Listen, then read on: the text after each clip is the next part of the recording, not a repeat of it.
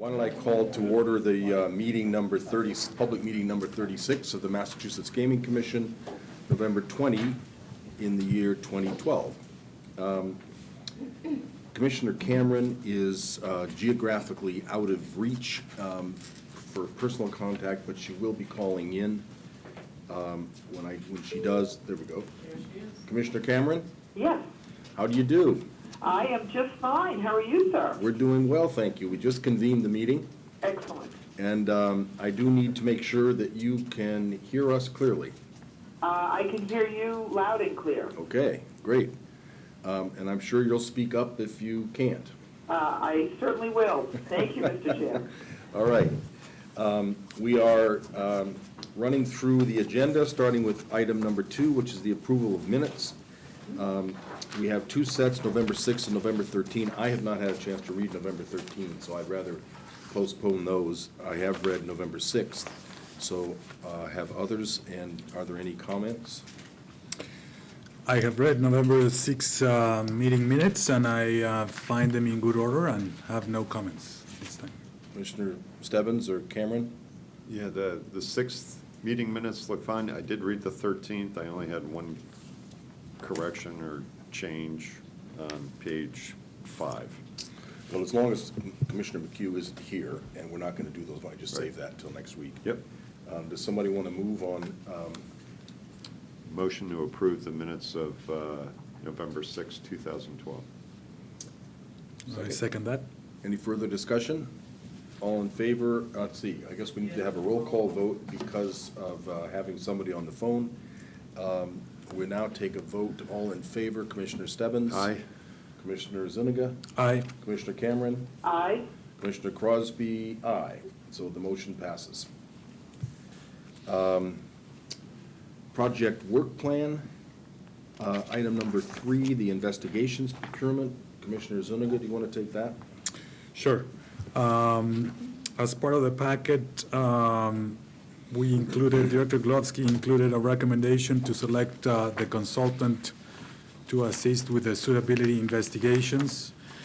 The recommendation, as noted in this memorandum, is to award the contract to the joint proposal submitted by Spectrum and Michael and Carroll to conduct the investigations as noted in and detailed in our RFR and the responses to that RFR. I can take any comments or detailed questions if anybody has them. But overall, the joint response proved to be the most advantageous in terms of experience, a combination of experience, approach, response, and cost. Other reactions to the suggestion or to the memorandum? I will say, just sort of for the record, for Director Glovsky, that I think it was a good decision, although we did not have to do a competitive procurement. I think it was a good decision to do it. And as irritating and as it can be to go through the long rigmarole of doing it, I think you conducted it well, and again, it was worth doing.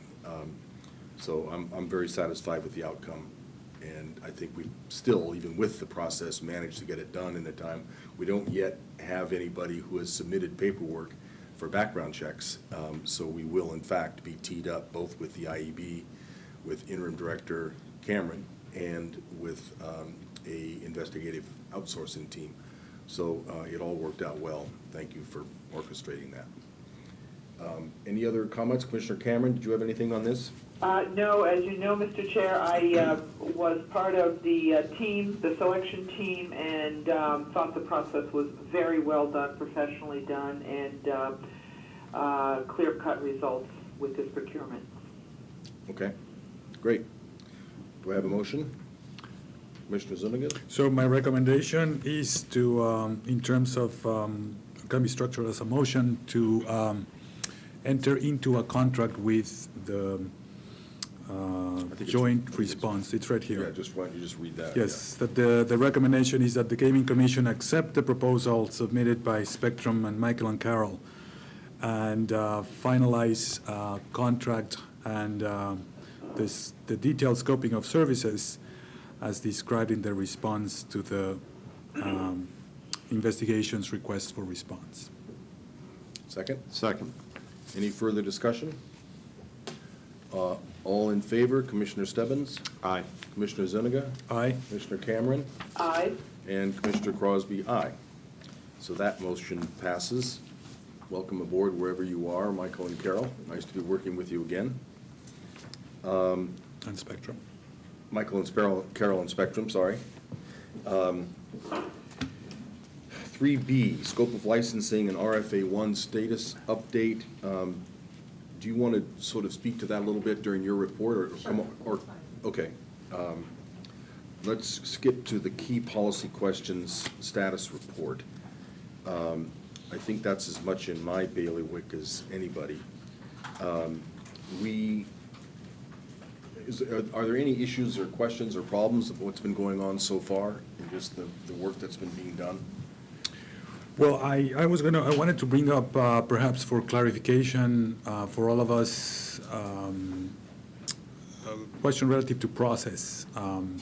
We are starting to receive some additional questions to the ones that we formulated in the matrix, some of which could be very detailed in nature, and others which could be a part of a larger question already existing. And one question that I just wanted to pose to the team here really is we should think about a way to make the process efficient so that we're not repeating questions necessarily, but we're documenting those questions that have come in. Well, we have this list. Yeah. Is this the list you're referring to? Well, yes, Yeah. that's part of it. And I'm just thinking about additional that may come in later on. We can just document that they came in, but incorporate either because the question is already addressed somehow or an ongoing place. Yeah. In I our was going to matrix. suggest that we go through each one of these and Okay. decide, should this be an add-on, or does it fit with something else, or should we hold it? Does it not Okay. really fit? That would do it. Okay. The only, on item little one, consultant calls and hearing opportunities, I think we do have an opportunity, all of us, to talk with the consultant on Monday and get their advice on all the questions that we've identified we want their feedback on. There has been at least one suggestion. We said we should listen to the audience for suggestions about topics that maybe are so controversial or so important that there should be input beyond even the written input, maybe a hearing, and that we should hear from people if there are some that are hot like that, or if we have suggestions. And I think our ombudsman has one relative to surrounding communities, but why don't we just hold that till you come up here anyway for your report. The online submissions are coming in on contacts, on suggestions, but I don't think that's been distributed yet. We'll wait till that's all in, which is next Friday, right? The comment period ends next Friday? Or this? The 27th. Oh, Tuesday, okay. Okay, so in the packet, there are 6 questions that have come from various sources that are proposed as additional policy questions, and I'll just read them, and then let's talk about them one by one. The first one is to address concerns regarding inappropriate pressures on casino operators. Does it make any sense to require applicants and licensees to disclose to the commission any and all resumes, recommendations, referrals, requests for donations, etc., that they receive from any public official, with failure to do so resulting in a very stiff penalty? This is more than a question, but I think you get the point. Are there reactions to this one? Should we try to discuss as to whether to incorporate, whether Yeah. or how to incorporate? Should it be an additional question? Does it fit with some pre-existing question, or should we not deal with it as a key policy question? Go ahead. I think it's an important question. Obviously, if someone's asking because there may be some pressure. I would love to know how other jurisdictions handle this matter, and so I actually think it should be included. And as we will speak to our consultants about a number of these policy questions, this is something we could speak about, I believe. Yeah, I agree. I think this is it's an interesting proposition. And, but I think it fits with some of the ones that we've already got going. Is it Commissioner McHugh who has questions that sort of relate to expanded ethics and related matters? I don't know if that's a particular question, but I know he's been working on the enhanced code of Yeah. ethics. I mean, it seems to me that this would be a good one to give to Commissioner McHugh. Yep. If it fits within some other question, fine. If not, he can just add it on and consider that topic. And, you know, the question kind of builds off language in the statute that had some prohibitions against applicants at least disclosing contributions during the application process. This looks like it, as a policy matter, carries it beyond that to when any of these applicants become potential licensees. So I Yeah, think right, and applicants I think and it's suitable. licensees. Yeah, Yep. good point, right. Yeah, I didn't notice that, yeah. Okay, so we'll add this one on. Janice, if you could keep a note and just send these around to everybody. Second one is, should the commission solicit feedback from potential bidders about their views on the impact of online gaming by the lottery, the desirability of online gaming in their own facilities, and their views of the likelihood of online gaming that we may need to be ready to regulate? My sense is that this isn't really a key policy question for the process, but it's definitely something that we would get, given the role that we're playing in the Treasurer's online task force, that this would be very interesting to know from people. Because I think this is a place where our interests may be congruent with the potential operators, and we want their advice on how to deal with this. Yes, I would agree, and I would add perhaps a timing notion to this question at the end, perhaps to say, if so, when? Because the timing of this may be a key policy consideration as well. Because of the task force report? Or what do you think? Well, or the award of licenses for one, but the way it's written, it looks open-ended. It would invite, at least, we should think about when we should try to address this. You know, it's short notice, but I would say As it would soon be as useful possible. for us to know this prior to the next task force meeting, which is Yep. December 10th, right? That's correct. It doesn't really relate to the licensing process. No, it does not. Right, okay. Right. So I think that's something, maybe this is something, Elaine, we could put out, we could put up on the website, or we could send out, or you all who are representing bidders.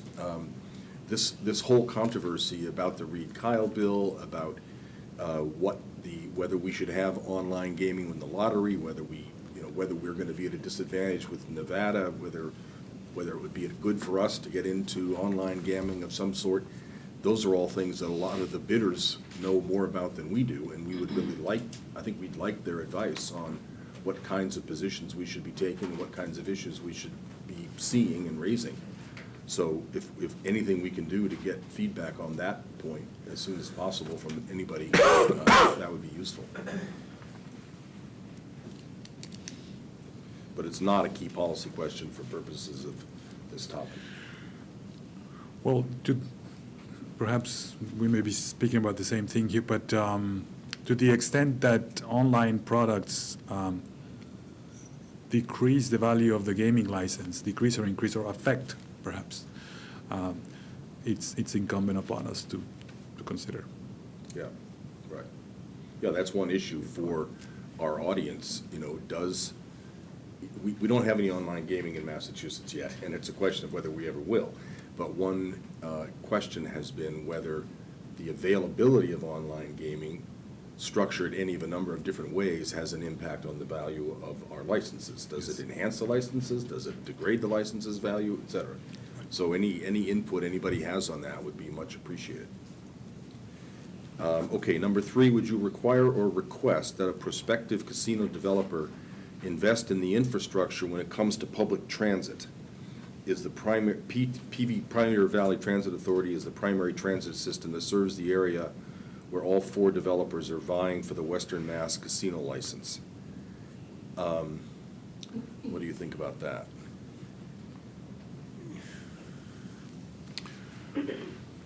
Well, if I can speak to this, I think it's, that'll be part of the overall second phase is, what are the issues? How are people going to get to the facility? Have they been addressed? So I think we would be looking for those comparisons, and that would be part of something when we look at the overall second phase, is if this matter has been addressed. I don't know that we should mandate, because that would be dependent on where the facility is.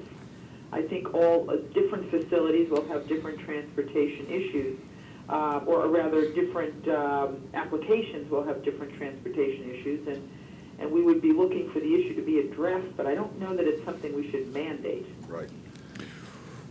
I also see these perhaps as one small subset of a larger question or a big bucket that comes under the mitigation agreements that will start at the local level. I mean, they're highlighting transportation here, and that's very relevant, but there's other aspects that come under the mitigation conversation that starts at the local level. Right.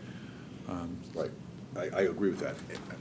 So it's already, I think the legislation refers to public transit and transportation mitigation in Specific general. Section 18 has some criteria about what your Right. positive impact can be on the use or taking Right. advantage of mass transit. Right, so But we'll already have that. that as- question, I think, to Commissioner Cameron's point, looks more like a request that they need to do it regardless, and it seems that it would be more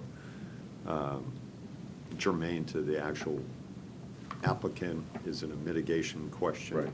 Or is it something that, they plan to invest in as a way to bolster their application? I agree. This raises to me the point we've made frequently to surrounding communities, host communities, RPAs, and RTAs, which is you are the first point of negotiation, and if PVTA wants to talk with the RPA, with the Pioneer Valley RPA, and with the local communities, that's who, they ought to be talking to the developers if they think transit ought to be part of the mitigation agreements, exactly as you're saying. So I think it's important that we keep saying to the regional organizations and to the communities, hey, don't just rely on us, you've got the first bite at the apple, and you're the ones who ought to be talking about these issues before it ever gets to us. And then we have our own mechanism already in place, it's already in the law to address this. So I think this we decide not to add. Fourth is, what regulations, criteria, and other requirements should the commission consider to ensure that a preventive approach is taken to work-related injuries and the casino workplace safety is maximized? I think this one is too granular. Also, there'll be plenty of opportunity when this is almost phase 3 regs, not even, regs relative to the choice of the applicant, but when we're regulating the workplace, there'll be plenty of opportunities for these issues to be raised. There'll be public hearings on these issues. So my sense is this is way too granular an issue at this stage of the game. But I'm open for other thoughts. The only, I guess that before I completely think about it in that third phase, see if other jurisdictions have somehow used this in their evaluation criteria. A lot of the information we're asking an applicant for is about the jobs they're going to provide, the salaries, the skill levels, et cetera. Do we consider somewhere in that application that, is part of an applicant's over our HR policy is, what is your policy on providing a safe workplace environment? But maybe, that may be too broad to have fit into this question. Right. It seems to me that the criteria that we're going to look at are criteria that are gonna be variable criteria. How many jobs, how much revenue, what kind of design, how much sustainability, whatever, you know, how's your traffic mitigation. But this one is one that we will probably we're just gonna lay down a rule, you know, we're gonna say, we're gonna mandate standard X for whatever our role is. I don't know what our role is, but whatever our role is, we're simply gonna say to everybody, if you're gonna operate in Massachusetts, you're gonna conform with certain standards and certain rules. And it's not really, it doesn't seem to me really it's not a variable. They're gonna all have to meet what we consider to be a minimum standard. It may just prove easy enough to get an answer to by, you know, asking our consultants. Yeah, When fine. do other jurisdictions usually take up these types of regulations? Yeah, I think it'll come back to your answer of after a license has been awarded, it's Right. kind of the third step in the Right, process. okay. Eileen, maybe you could take that and just run that by them. And if we're understanding this wrong, that somehow it ought to be moved up in the process, let us know. Fifth, when should the regulations regarding dealer tips, as specified in section of the general laws, be issued, and what should those regulations contain? Commissioner Cameron? you got it? Well, you know, the kinds of questions I have a lot of the operations on the floor. And this is really a question of the right forms, the right education, and the right relationships. These, you know, with regard to dealer tips. So I don't know that this rises to another specific policy question. It is in line with several questions about operations. This would be, you know, kind of an enforcement and investigation area, and you know, it's something we will be dealing with. And again, it's a best practice. And we've started to learn a lot of these best practices from other jurisdictions. I know I had conversations about this in Singapore. So I don't know that this is a specific question that we need to put on the list. It is something we are mandated to pay attention to, and what we will be doing is developing a form and a process, and that will be, you know, what's working best somewhere else, and we'll incorporate it here. And it sounds like, I'm not familiar with this section, but it sounds like the law says something about this, and when what it says is, right, it probably, I'm guessing it probably requires that tips be pooled or management not use them or something like that. And we're just simply need to implement regs to make that happen. And again, I think I agree with you, Commissioner, that that's way too granular for us to deal with now. We will get, I don't know where the regs are, when those regs will be issued, but it's not a key policy question that we need to advance now in order that developers know about it or that it informs the key Correct. licensing decisions. So let's say a no on that one. And number 6, should we consider a rule or a policy that prohibits public entities from either becoming applicants or financing an applicant, or becoming a partial applicant, I'm sure would be included. This comes up, as you know, because, or maybe you don't, because of apparently in Philadelphia, one of the bidders has proposed to make the school system and/or something else, some other public agency, a housing authority or something, at least a de facto owner, a beneficial owner, if not actually a literal owner of part of the facility. I think it was sort of like a profit-sharing deal where the casino would take some of the profits. If they get picked by Philadelphia, they would get some of the profits, and the rest of the profits would go to the school system or something. And there was a outcry in Philadelphia and Pennsylvania as to whether this was appropriate, and nobody had talked about it. I think it's pretty unlikely that this is going to happen. I don't even know if it could happen under our rules, under our law as it stands. But it is kind of an interesting question, and maybe it's something, maybe that we ought to shovel to Commissioner McHugh to, you know, maybe it's irrelevant, maybe it can't be done because of the way our law is written anyway, or some other existing law. But I suppose if it is legal and innovative, if I were a developer, I might consider trying to cut in some of the significant public policy institutions to get a share of the proceeds to make my proposal attractive. It's not a crazy idea. So maybe we should. I'm curious, would that public entity be an investor up front? Or was it in Philadelphia, or it was just I don't think a there was- passive? I said, I passive think it was, I'm not even sure it was a literal owner, it was a beneficial owner. Beneficial owner? Right. I don't know whether they were literal owners, and I don't think, no, the one I saw in Philadelphia, whoever it was putting up all the money. So the public entity was not investing. Was not, The yeah. private developer the private entity was putting up all the money. Yeah. So I think it's worth looking at. Does anybody else? Yeah, I mean, it's an interesting, I wasn't quite sure whether the person proposing this question was talking about a public entity being a governmental body or a public entity being a publicly traded company. Initially, I was somewhat confused by Oh, that. okay, yeah. The statute clearly says that casino operations in some respects are not eligible for a lot of the economic development tax credits, tax increment finance plans that are made available to communities. So it sounds like there's an interest, at least in the spirit of the legislation, to exclude the public body from even being able to offer support. So I don't know how it would measure up with, considering a public body to be an applicant. A beneficial owner. It would seem to be across purposes, but it doesn't hurt to at least vet the question. Right. Well, let's add in there beneficial owner or, owner/beneficiary in any direct way, and give that question to Commissioner McHugh also. Anything else on additional policy questions? All right, we are to item number 4. Director Glovsky.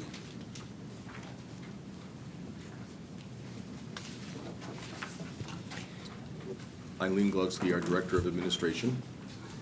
So within the context of talking about the scope of licensing, the Right. consultants provided sort of an update, and I'll give you an outline of it. Can you hear okay, Commissioner Cameron? Yes, I can hear, thank you. Okay. I think one of the things that they wanted to highlight is that the Gaming Commission is fully prepared to accept Phase 1 applications from prospective gaming operators, particularly in light of the vote taken today by the Commission for the investigations piece of it. Over the past 2 weeks, they have had meetings and phone calls with prospective applicants talking about the scope of licensing. As a result of those conversations, applicants were asked to submit any potential waivers that they would be asking for by November 16th, as well as a list of entities and individuals that they did believe would be subject to the investigations. We've gotten a number of letters that are being forwarded to the consultants for their review.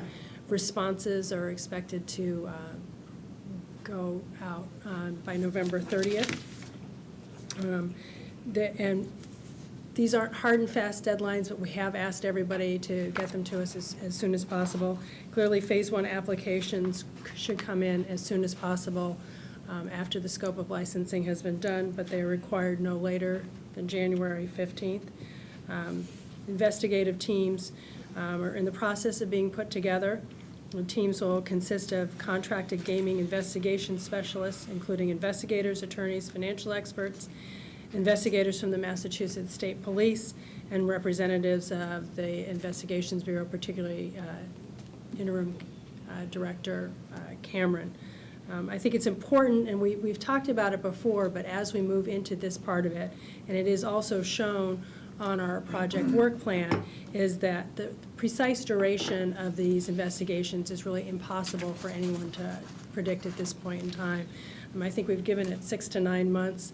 The intent is to get them done as quickly but as completely as possible, and this is critical for us to do, and the timely conclusion of it really depends on how complex the structure is, how easy it is to get information from both the applicant and people who are going to provide information on the applicant as well.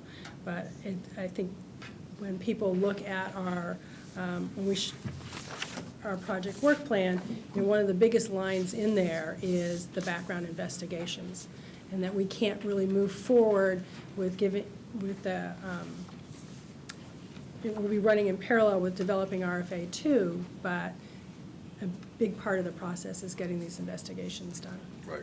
I just want to, I want to emphasize that for the audience, that from the day of, from the beginning of our operations in March, April of this year, to the time the licenses we are projecting to award, which is March, February of 13, is 14, sorry, is little less than 2 years, just about almost exactly 2 years from the time of our inception to the time of awarding the licenses. Of that 2-year period, 1 year, we are allocating for background checks. 3 months to fill the background forms out, 6 months to do the investigations, and a potential 3 months for debate, hearings, final decisions by the commission, reconciliation when there's a difference of opinion with the company and so forth. So a year of our slightly less than 2 years for the licensing process is background checks, and I think that's an important point for everybody to be aware of. But the good news is we are on it now, and anytime, if the paperwork comes in a month sooner than 90 days, that saves a month. If there aren't any serious problems, that'll save a lot of time, as you say, and so forth. But that's just, I think it's an important point for people to be aware of. And then really the only other piece was the project management chart, which is in your packet. I feel that this chart at this particular point in time is ready for us to do sort of monthly updates. So with the permission of the commission, I'd like to actually have a multimedia presentation at next week presenting so that we can show where this is. We are starting to meet every Monday and really just look at what are the tasks that are coming, and are any tasks sliding? Are there things that are going faster? And we have sort of a collection of all of those. But I think that it's appropriate at this point in time to do a monthly update that's a little bit more than just handing out the sheet, to talk about how we're using the project work plan as we Right. move forwards. I think that's a great idea, and it's a great device, and as you said, we started this week using it, and I think even when you highlight a period like you have in yellow that shows the target period that we then go through, it's a very helpful tool, and I agree, I think it'd be great to put it on the agenda for next week, so everybody can see it. And that's really all I have to report on today. Are there any questions from the commission?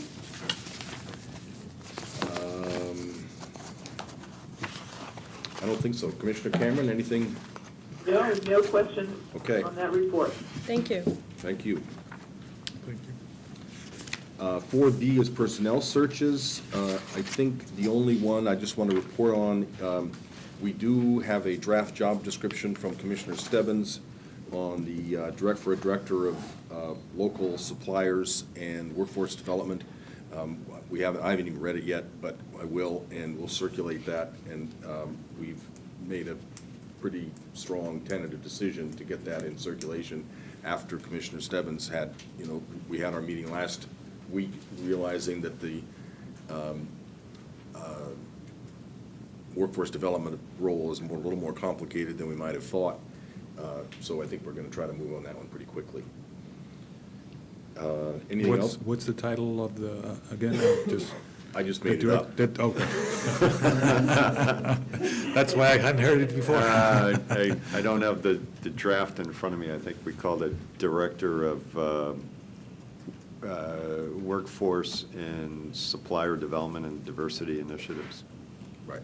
But Scott, if the roles are to make sure that we've done everything we can possibly do to have local businesses be ready to do business for the casinos, A, and B, that our local workforce is developed to the maximum extent possible so local employees are ready to go to work for the casinos.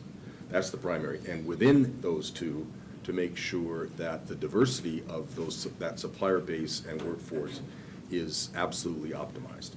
So that's the job description. Got it. The only other thing on this just came up recently, and I just want to mention it to everybody. We have posted our racing commission jobs, and it has been noted that they are projected to be hired as employees at will.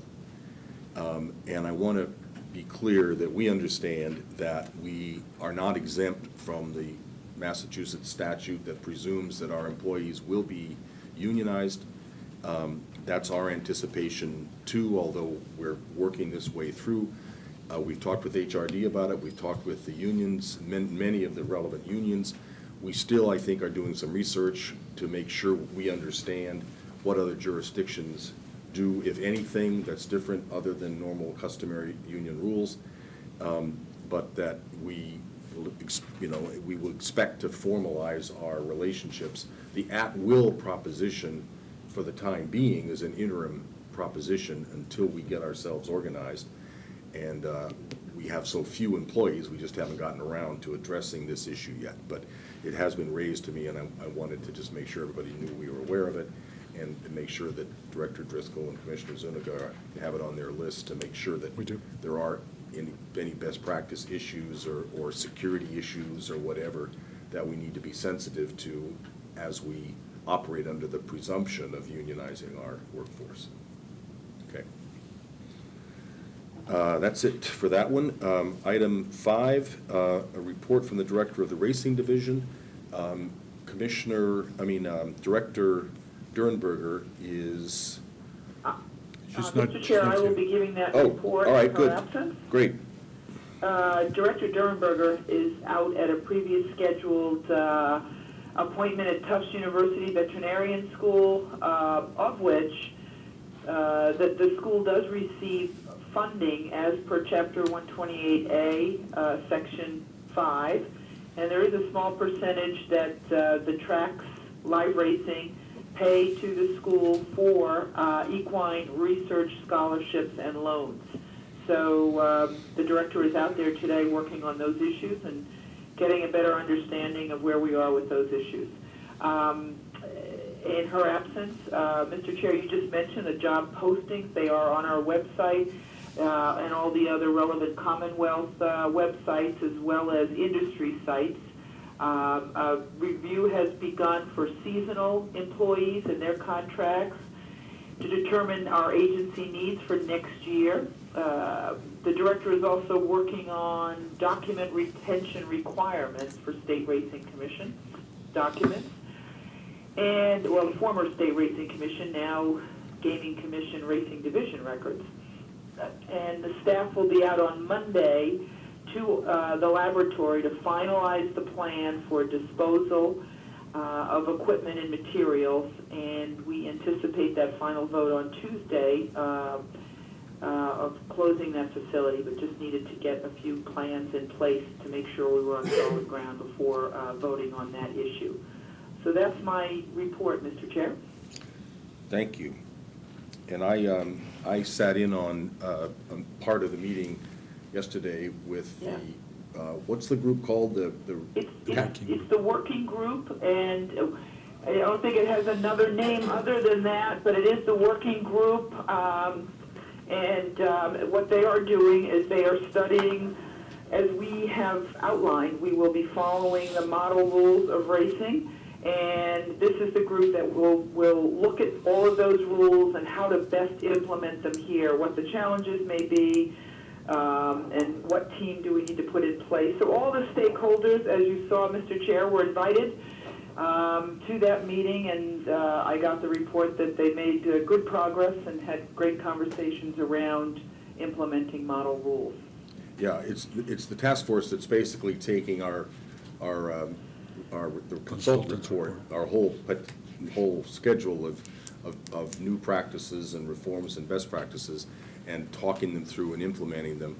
And it was I was there for about an hour, and it was really interesting how horsemen, tracks, veterinarians, regulators, there was a pretty clear consensus that adopting these practices, first of all, there's a huge consensus that standardizing from one track to another, from one jurisdiction to another, is an enormous asset. You know, when trainers are trying to adjust to different standards in every track, you know, it's obviously a nightmare. But also in terms of protecting horses, in terms of minimizing the amounts of drugs used and so forth. there seemed to be a lot of broad consensus, and it was a pleasure being there with Director Dernberger, who really understands what she's talking about and understands the business, so that was a good thing. I have a question. Are there any discussions at this working group that would be relevant for the recommendations that are due to the legislature at the end of the year? For The two groups overlap quite a bit, so if there are, I'm sure they would see them. Commissioner Cameron, do you have anything else to say about that?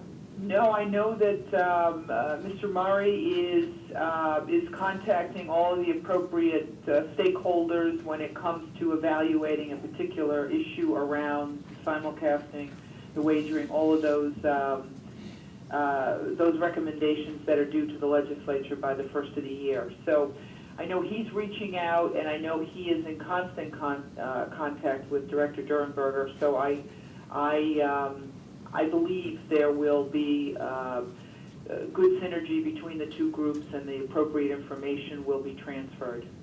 Yeah, Okay. I think that's right. Okay, anything else on Racing Division? Item 6, Public Education and Information. Mr. Ombudsman. Thank you, Mr. Chairman. So over the last week, we've been focusing on continuing our outreach activities to communities, applicants, regional planning agencies, and other interested parties. Because of the questions regarding surrounding communities, host communities, and other policy questions that would impact local communities, we decided to send out some enhanced notice to potential host and surrounding communities. Over this last week, we made contacts in over 50 communities, and over 180 contacts were made. What we're trying to do with those contacts would be to highlight that the website should be a primary focus of people who want to get updated information about the commission. But most importantly, we are asking for people to focus on the policy questions that the commission will be taking a look at in December. We sent our notices to all potential host communities and geographically adjacent communities. We thought that that was a fairly good rule, a universe of contacts for the purposes of notice. We intentionally did not try to make any determinations of what may be a host or a surrounding community under the purposes of the law, because that will be decided by the commission up in December. But that seemed to be a reasonable grouping of communities to provide enhanced notice to. We continue to work on the advisory to host and surrounding communities. We think that it needs an update, especially since our schedule has switched, as recently identified in this meeting, and we're hoping that that will go out in the next couple of weeks. I hope to have a draft to you very shortly.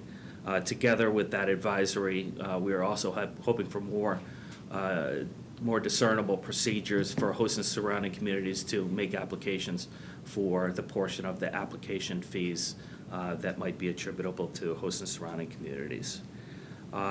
We've been in contact with applicants, regional planning agencies, cities and towns, the Mass Municipal Association, as further outreach of what is going to be going on in the next month and obviously over the next year or so. I'd like to focus most of my remarks today on the role of regional planning agencies in this process. I know that the Commission has spent a good amount of time working with the regional planning agencies on general policy questions.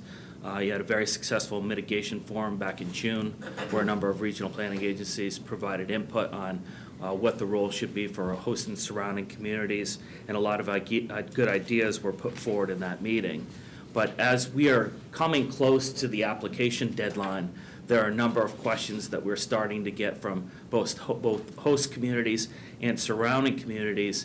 And I think that my recommendation to you is that potentially we should explore a more formal role for the regional planning agencies in addressing some of these questions. We've had conversations with the regional planning agencies, as I mentioned, over the last couple of weeks, asking them what their input should be, what skills they bring to the table and what resources they bring to the table. And I think that there's a good level of excitement about potentially being able to help resolve issues at a local level or help develop a process at a local level so that greater issues do not come about in the future. We obviously have the processes that we're going to identify for what are host and surrounding communities and how those questions surface to the commission after the applicants work with those communities over a course of months during the application period.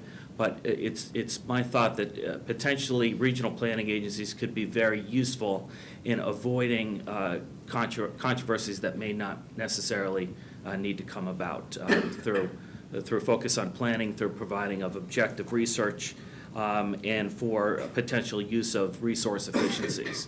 One of the tricky issues that I know that we've explored in the past is how do both host communities and more perplexingly, how do surrounding communities get access to the resources that they would deem necessary to truly evaluate the impact of gaming facilities on their communities. And from an applicant point of view, it also is equally probably perplexing of how do they assist communities in evaluating some of these questions when in reality there is a total use of dollars and funding that would be available in any one period. And how do they use those most effectively in terms of studies that may need to be completed and just general knowledge. So it's my recommendation to you that we, over the next couple of weeks, explore a more formalized basis of working with the regional planning agencies now, even before we enter into the application process and even before we get into the second phase application process. And that role, I think, would be sort of distinct from the role that regional planning agencies would play after all the licenses are up and going. We've also had discussions with a number of folks about what happens with community mitigation advisory committees and local community mitigation advisory committees. And unfortunately, there's a little bit of a timing problem where a lot of these questions are being looked at right now, but necessarily those advisory committees would be formed once the licensees and once the areas where gaming facilities would be sited would be determined. So at least the thought here would be that we might want to consider something a little bit more formal. I don't know what that would be, how it would work, what resources would be needed. Would there need to be some sort of a what role the commission would need to formalize that process? Would it be an MOU? But I think a lot of these conversations would be very useful to occur now, especially as the rubber's hitting the road on the license application process. Perhaps one of the, on that note, we're really talking about perhaps 3 regional planning agencies, just given the geography of set forth by the legislation. There is not really an overlap or a void, if you will. There's a little bit of an overlap in Is there? southeastern Mass. Oh, southeastern. But the one positive aspect that I see is that those conversations that you allude to could very well happen with 2, 3, or perhaps 4 entities as opposed to however many there are. I think there's 9 or 10. Right. I think it's helpful. I mean, we've, as I shared with John, we had an early conversation with, I at least did, with one of the regional planning agencies, and they talking about their role or official or otherwise in the MIPA process. And, kind of looking at what agreement paperwork or MOUs that establish that relationship, I think would be potentially a helpful model for us to at least follow. I mean, obviously, there's a resource question at the end of all this, but, they have that relationship structured with MIPA.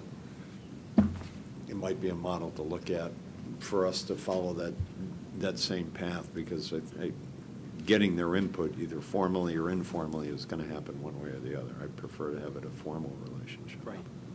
And in terms of the different regions, even though the regional planning agencies can engage in sort of a similar function in each one of those identified regions, there may indeed be differences in each one of the regions depending on where the host site may be and the capabilities of the host communities and some of the surrounding communities. But over the course of this investigation, that's something that we would take a look at. What role would would they play in each one of the regions, and what role would they play across all regions. Is there any chance that a planning agency could be contacted by a potential operator or an applicant? Again, kind of asking their opinion on areas of traffic concern, things like that. I mean, it'd be helpful that any RPAs that we do have a relationship with kind of, I don't want to say divulge that information, but at least say, we've had inquiries and this is what we told them, or whatever information we shared back and forth with potential operator, if that's Yeah, yeah. the source they reach out to. Yeah, we could certainly find that out, but in general, that is really the function of the regional planning agencies. Right. They should be having these conversations with these projects of regional significance and Right. evaluating what they may be. And, as you mentioned, regional planning agencies play a pretty critical role in the MEPA process, so that's probably part of the work that they do. So your suggestion is that you take the lead on structuring a proposal? Correct. Okay.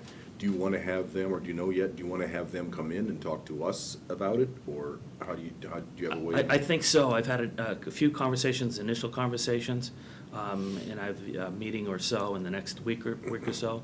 But I think that the conversation goes across multiple different levels of the regional planning agencies, but also the applicants on how they envision their conversations will go, and how, frankly, a part of the equation would be what resources would be necessary to take a look at this enhanced role. What would those, what would that entail? What studies would need to be done by the surrounding communities? What existing studies are being done by the host communities? How does that flush within that overall context? So yes, I think that it probably makes sense for us after that initial period to bring in the regional planning agencies and ask them for more input, and maybe that'd be something for a full discussion by the commission.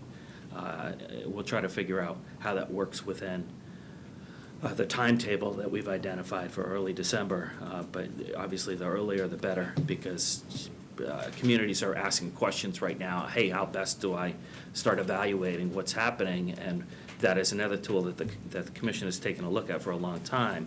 And if we have more of a formal role for them, perhaps that's something we'd be more readily be able to point to for local and host communities. Right. So we'll follow your lead on that. I mean, Great. if you want to have them come in, say so, and we'll Great. make it happen, but it's up to you. So I think it's a good idea, but Good. so the ball's in your court to flesh Okay. that out. That sounds great. Now, on the surrounding community issue, you and I have talked about whether we ought to do something on the issue of how do we define surrounding communities. Right. That we might want to do something more than having the written comment period. Right. Do you want to expand on that? Sure. At the last commission meeting, we talked about which issues would require more input, and I think we said during that week we would pinpoint some issues that need further public hearings, with the knowledge that a lot of issues will be run through the second regulation public hearing process. Now, this particular issue, because of the need for input quickly, that even if it is in the second phase of the regulations, we may want to get further input in advance of the public hearing process for the second phase of the regulations. The way that I look at it right now, we'll be getting comments in by the 27th, by next week. Over the course of the next couple of weeks, we'll explore that more fully. The commission will debate the week of the 10th to the 14th about those positions. If we're successful, we might come up with at least somewhat of a standard for how to look at host and surrounding communities within the commission. But necessarily, whatever standard we come up with will have such wide-ranging impact that it would be wise to probably go out and ask for further input upon whatever standard we develop or come close to developing during that period. So after that week of the 14th, I would suggest that maybe we have a public hearing or a commission meeting dedicated to that particular question, where we get more input on that matter. After the 14th? Yeah, So- yeah, because even though we may get the comments, people are just commenting in general about the issue, and if there's no specific standard, we may not get anything closer than more generalized comments. We've been really asking people for real serious input about what the standard would be, but I think there'll probably be a need after we come Okay. up with a standard. So on at least that issue, it would be a tentative decision or Correct. interim decision, Correct. subject to getting feedback for, okay. It's sort of like a proposed reg that we Correct, get a yeah. hearing on. Because that one, in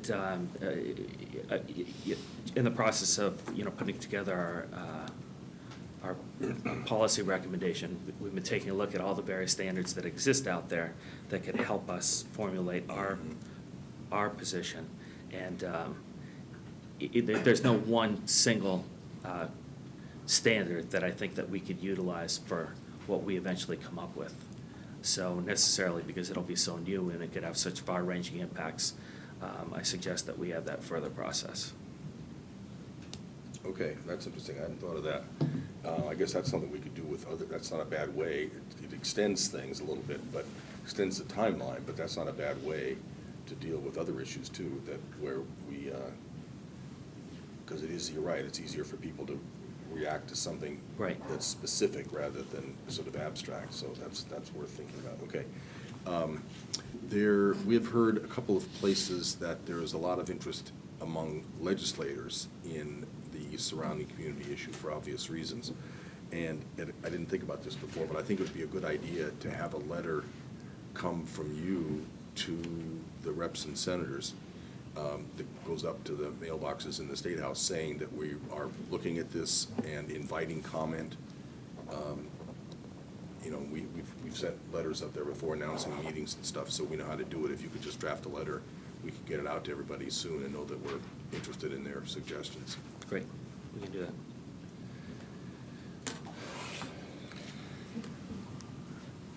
Go ahead. Yeah, and perhaps as part of that, a brief summary of where we are in the process, could be helpful. Where we are in the licensing process? In the licensing Well, that's process, probably a good way to put it. meaning as to why it is Yeah. that we're now seeking comment and what time do we have Yeah, after that's- that? That's a good, that kills two birds with one stone. You can sort of Right. give the legislators an update. Yeah. As you know, the application process is underway. We're waiting for the first phase to be returned from the applicants. In the meantime, we're addressing a bunch of key policy questions. Right. Among those is the surrounding community definition. So Elaine, you might want to take a look at that too. I think that's a good idea, to Yeah. kill two birds with one stone. One issue that I'll really, as to timing, because the deadline is next Tuesday, we have reached out up to the state with some of the key, some of the original sponsors of the gaming legislation regarding the policy questions that we have been exploring. But the more generalized mailing that we would need to send out, there might be some reaction, given the fact that they might get notice only days before our policy deadline. Yeah. Well, we're not going to turn things back if we get it late. But B, you're going to suggest that there will likely be other opportunities. Correct. Yeah. So Correct. think of how you phrase it. But I agree, getting it, arriving tomorrow only gives them basically one business day to respond before Tuesday. So Right, so word it carefully, but still, I think it's worth doing in some fashion or other. okay. You sent out an email on the 14th called interim follow-up about, Oh, yep. about RPA questions, ABCC and stuff. Did you get everything you needed in response to that? Yeah, I'm Okay. still following up, but Okay, yes. fine. Okay, good.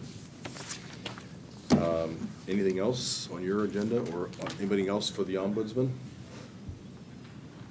Thank you. Thank you. Thank you.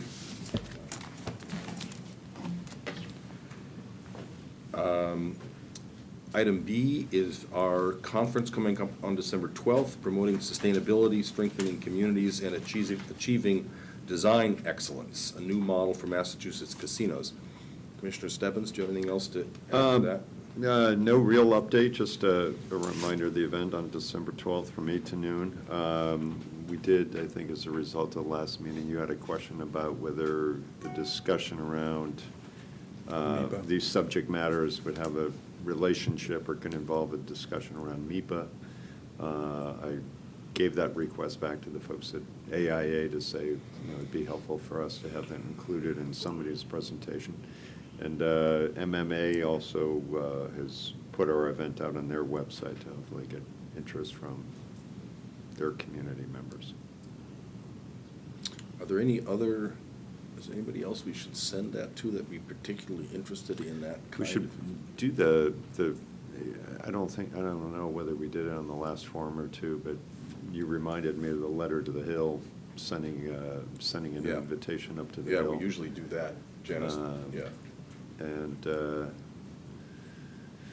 mean, it's been pretty broad and thorough out to The Grad School of Design at Harvard, you know. Yeah, we could I don't know. reach out to MIT also. MIT, And the BSA folks are obviously reaching out to their Right. contacts, Right. and going back and forth with them, and just making sure we're utilizing both our Twitter accounts and things like that. So Yeah, we're well, working on that. they're probably thinking about all of the schools that are in the urban design world.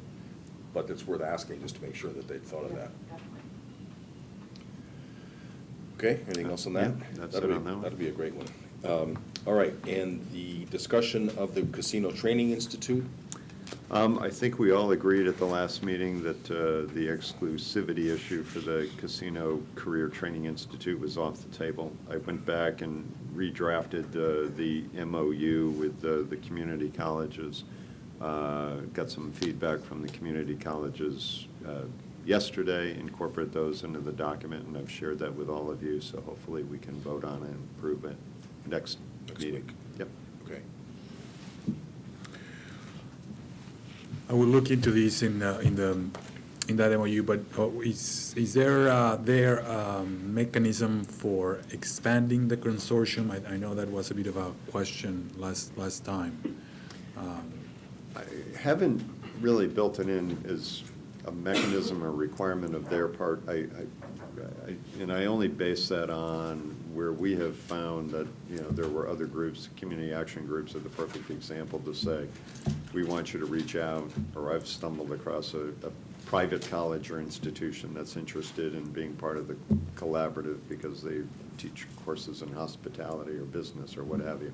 Right. And I've forwarded their names on, and I've never gotten to saying, no, we don't want this person involved. So, you know, we can look to add it. I just kind of went based on what their track record has been of trying to be as inclusive as possible. Again, as soon as we got them a list of the community action groups, they sent out an invitation. They shared with me the replies they got back. So I don't see that as a sticking point, just, again, based on what their response has been when we've asked them to engage other groups. Commissioner Stebbins? Yes? I had some questions regarding this licensure / certification piece. We had some discussion about that last week, but that still is a piece that I'm just not sure. Again, I think it's our responsibility to be very clear about disqualifiers so that they can focus on training individuals who have a viable chance to be employed. But this piece about licensing or working group to talk about licensing, I'm just not sure where that fits in. Okay. You want to follow up before our next meeting, and Yes, I will we can do get that. the answers from the colleges if I can't answer them for you. Okay, great, thank you. And you,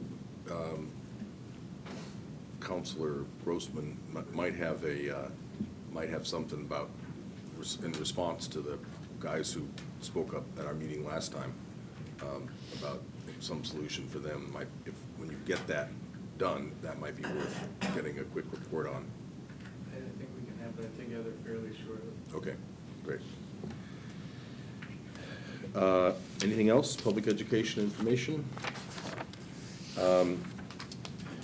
Internet, research agenda. The RFP will be out before sundown on on Friday, at the absolute latest, maybe tomorrow. Yes. Right, okay. We're working on the last And it's- draft. Right, and, you know, it's, like all these things, it's agonizing, but it's good work, it's a good RFP, it's a big, important challenge, so agonizing or not, it's worth getting it right, which is what I think we're doing. Internet gaming, I'm not sure this needs to be on here, but did we report it last week? No, did we report We that? did not of Oh, the, okay. on the meeting of the Okay. Treasurers Online Task Force, Right. which I can do, or? Yeah, you go can- ahead. Well, you start off. Well, we attended the meeting, the chair and I, of the Treasurers Online Task Force. There was, this is the second to last meeting of the task force. There's preliminary findings, if you will. There were two sets of consultants who reported on their research. One of them did a survey of lottery players and potential lottery players, and as to the medium in which they play, and asked hypothetical questions relative to online options. Those findings were reported, and there was also a report from the gaming consultant, which mostly analyzed other jurisdictions that have had online products complement the lottery or gaming efforts.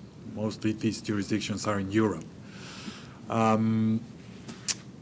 It would be perhaps fair to say that there is not a clear, not a clear finding as to what kind of substitution online products would have for the lottery if they were introduced here in Massachusetts. And the question is even more vague, perhaps, or it's equally vague when it comes to casinos, what effect they would have on casinos. So the task force will be preparing to discuss a final report as early as December 10th, as you alluded, and that draft may be forthcoming to the task force members, within days, I suppose. We will make that available to the rest of the commission as one task force members, but we'll be expecting those comments. Did you want to add? Yeah, well, and the only thing I would add is that we, on behalf of the Gaming Commission, Commissioner Zuniga and I made a point of saying we did not know at all we had no opinion, no knowledge on what the impact of online gaming of any sort in Massachusetts would have on the casino licenses, on the operators, on anything about it. And therefore, we reserved the right to comment further as we learn such things. And that's why we're asking now, anybody here who's represents the industry and has anything constructive to tell us, we're really open to it. But we also said, subject to that one caveat, that it was our instinct that online gaming is coming. It is not a matter of not having online gaming. It is it's happening, it's available today. It's going to happen in other jurisdictions legally and illegally. And that is a matter at least of a proactive defense, if not a proactive offense. We should, our recommendation to be considered by the group was that the treasurer should ask for the right from the legislature to consider at least doing research, maybe having some pilot programs, and starting to really ramp up the learning curve for Massachusetts so that we aren't left in the dust as this new thing unfolds. That was our recommendation, and I don't know that they will adopt it, although I think they might, I think. I think it's a pretty reasonable position. And I think actually the treasurer was pleased to have support in somebody else saying that it would be in the Commonwealth's interest to have him get some tools to explore this. He's very mindful, as everybody is, of the interests of the 7,400 retail outlets who now sell lottery tickets, and for whom it's a very big part of their business. And he's extremely sensitive to that, and so is everybody else. But having said that, as we discussed, you can't put a moat up. It's going to happen, so we ought to try to figure out how to do it on our terms rather than on somebody else's terms.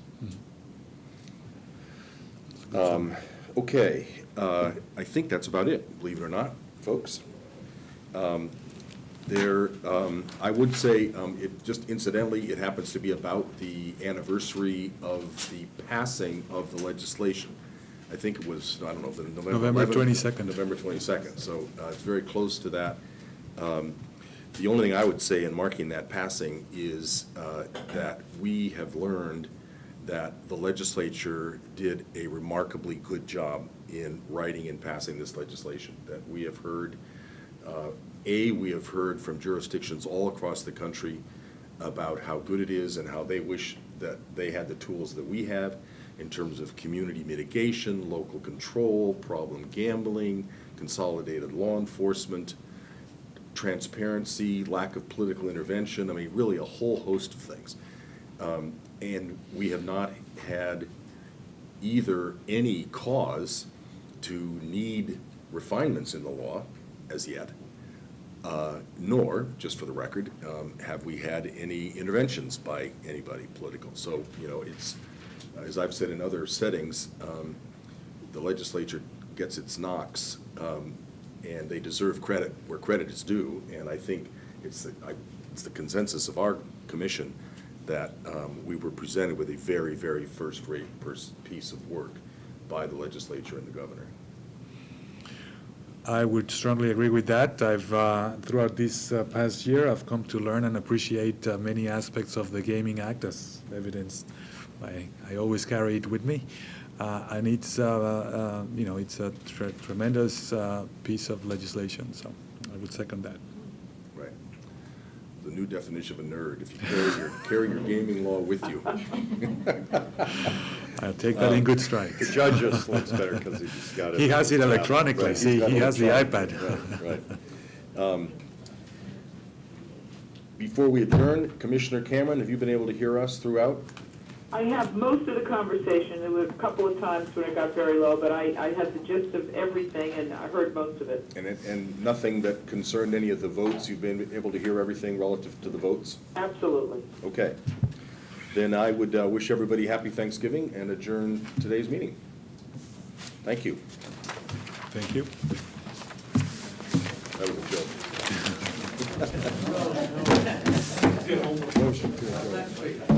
Forgot that. Motion to adjourn. Motion to adjourn, right. Second? Second. In favor? Aye. Thanks, Gail.